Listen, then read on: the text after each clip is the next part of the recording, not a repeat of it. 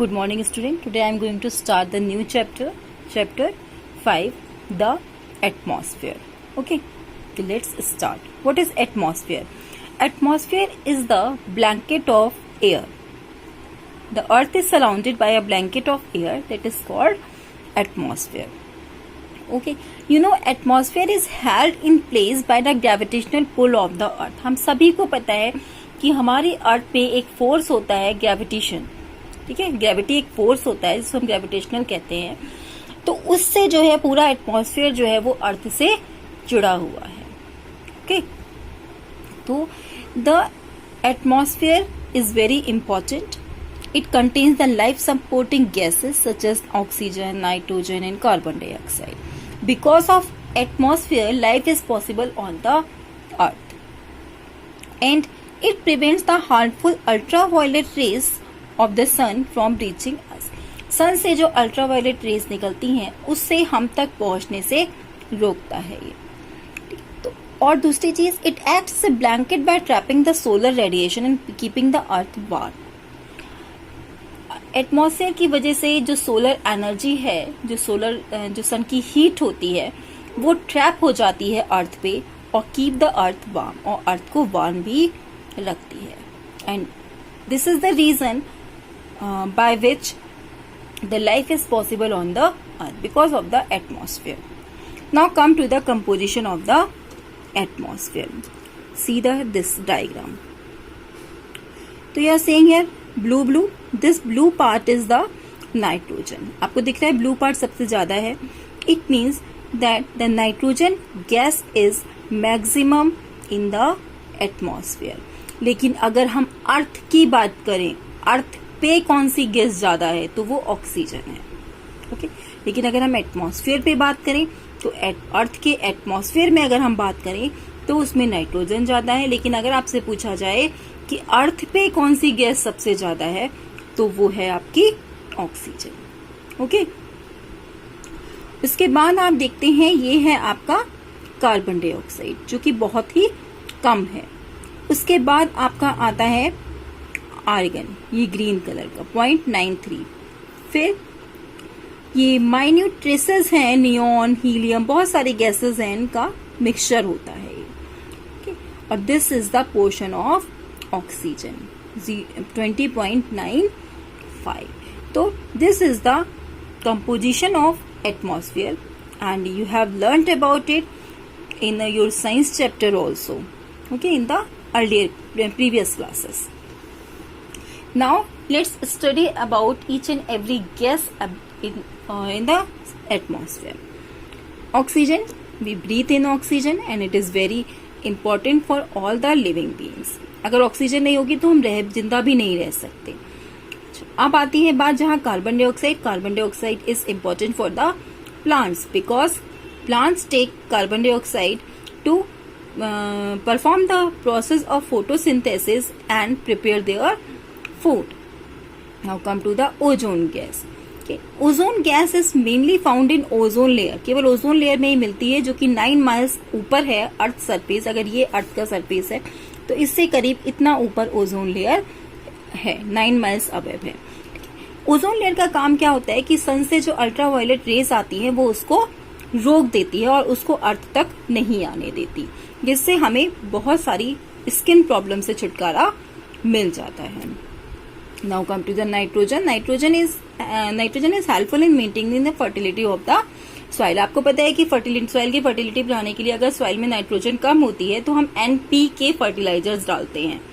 N means nitrogen, P means potash and K means phosphorus. तो हम ये nitrogen उसकी सॉइल की फर्टिलिटी को बढ़ाने के लिए करते हैं. Okay, structure of the atmosphere. There are 4 main layers of atmosphere: troposphere, stratosphere, mesosphere और thermosphere. What is troposphere? Troposphere के बारे में हम जान लेते हैं. वैसे तो 5 लेयर्स हैं बट मेनली थर्मोस्फेयर का ही पार्ट है एक्सोस्फेयर, तो उसको कई बार अलग भी ले लेते हैं और एक साथ भी ले लेते हैं. तो आपकी बुक में 5 दिए हुए हैं तो हम स्टडी करेंगे पूरा.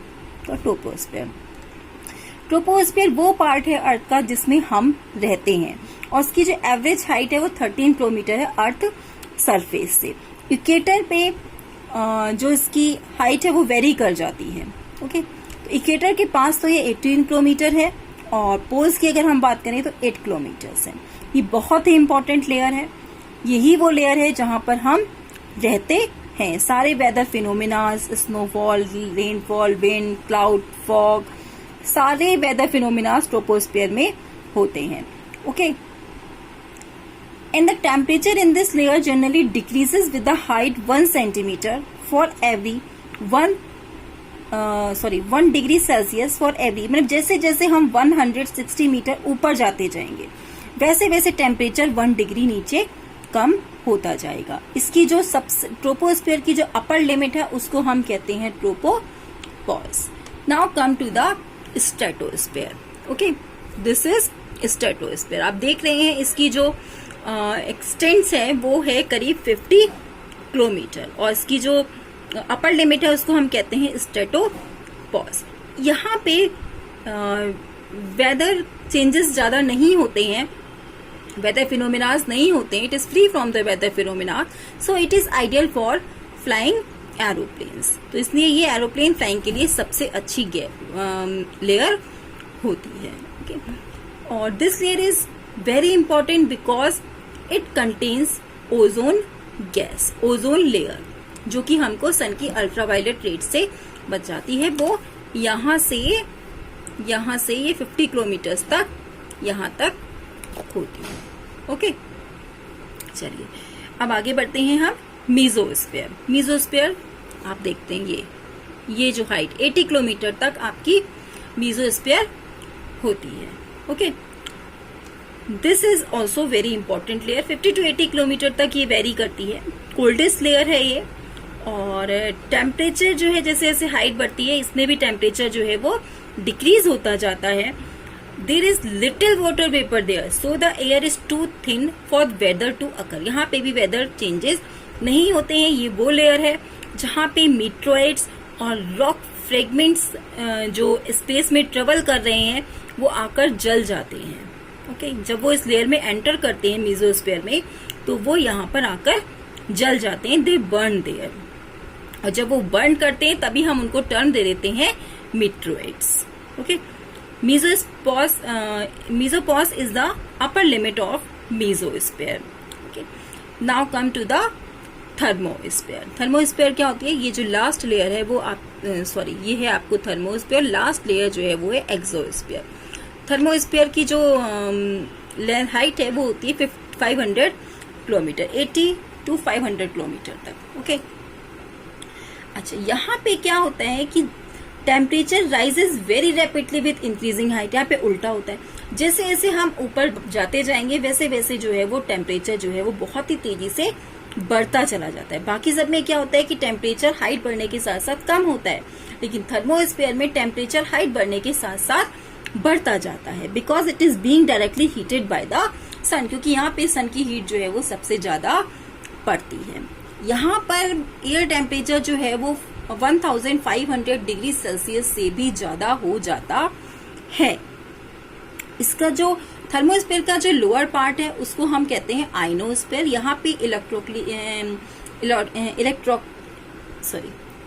यहाँ पर इलेक्ट्रॉनिकली चार्ज पार्टिकल्स होते हैं जिसे हम कहते हैं आयॉन्स, और जो रेडियो ट्रांसमिशन पे बहुत ही जरूरी होते हैं।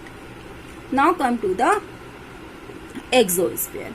ओके, एक्सोस्फीयर जो सबसे अपर लिमिट है, ये सबसे अपर लिमिट है। यहाँ पे ही सैटेलाइट्स वगैरह लॉन्च की जाती हैं और ये यहाँ पे बेसिकली बहुत ही लाइट गैसेस होती हैं जैसे कि हीलियम और हाइड्रोजन। ओके, तो this is chapter 5. I have completed this chapter in one single video because this is very easy chapter and you have read about this chapter many times in your science also. Okay, thank you.